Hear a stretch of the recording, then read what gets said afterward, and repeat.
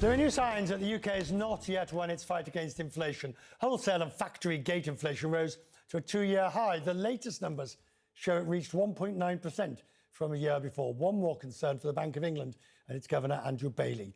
He told central bankers last weekend that the British economy is facing an acute challenge: weak growth and low workforce participation. And he said the emphasis needs to be on productivity as the population ages and more working-age Britons opt out of the job market. Sir Jeremy Hunt spent 2 years steering the British economy as Chancellor of the Exchequer. Before that, he was Theresa May's Foreign Secretary. But this is the interesting bit.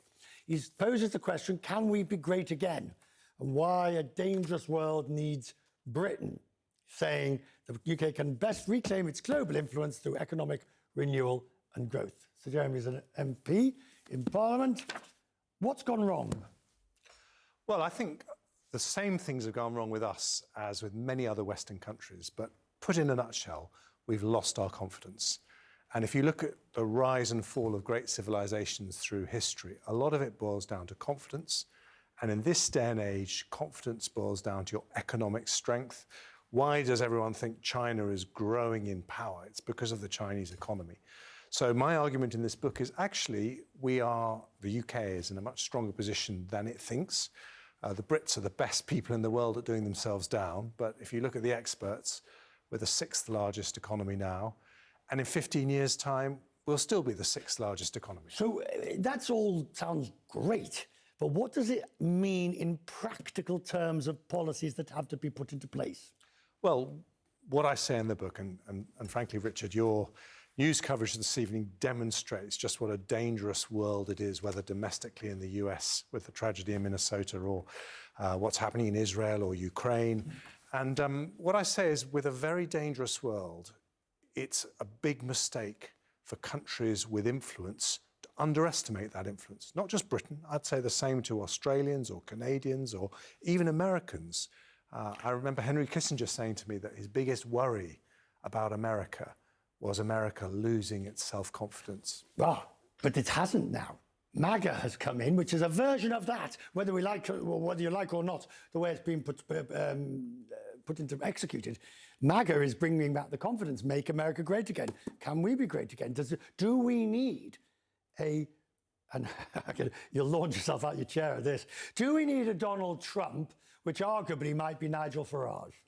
Well, I think the answer to that question is that, there are lots of things that you and I would disagree with Trump on, whether it's what he said about Zelensky and Ukraine or tariffs. I profoundly disagree with that. But he is at least determined to turn things round. And that is a good thing. And I think that those of us who say, well, other policies would be more appropriate in this or that situation, we need to recognise the strength of that movement and his determination to bring back confidence into America. So it doesn't have to be the same policies as Donald Trump. But, Britain, if you look at the surveys as to, who has, let's just take Europe, for example. We have the biggest military in Europe. We have the biggest technology sector. We have the biggest university sector. We have more soft power, more hard power than any other European country. Now, lots of problems, lots of things we need to fix.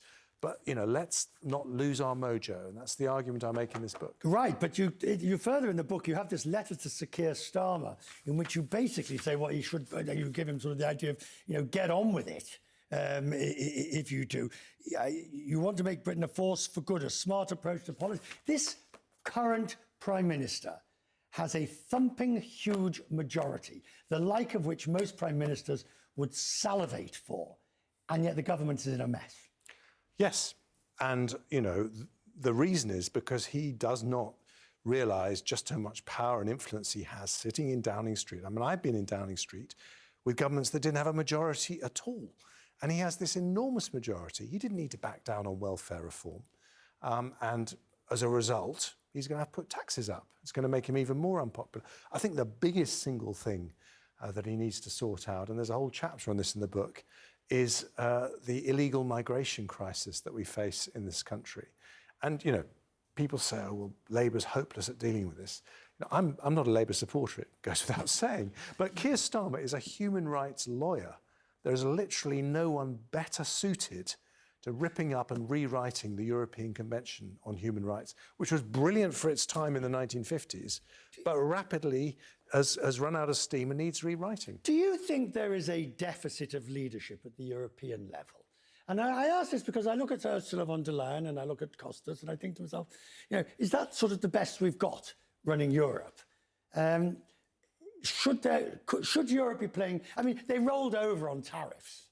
The UK was in a slightly different area. It got a great deal early on, but the rest all just rolled over. They had to. Did they? They had to, because Donald Trump is defending Europe. And they knew that if they had a big trade war with the US, the ultimate card he could play is he could say, I'm going to stop defending Europe. Right. So, that's why they agreed pretty rapidly to increase defence spending. You're still in the House. You still harbour for the top jobs? I think that ship has well and truly sailed. Well, everyone's got to ask it.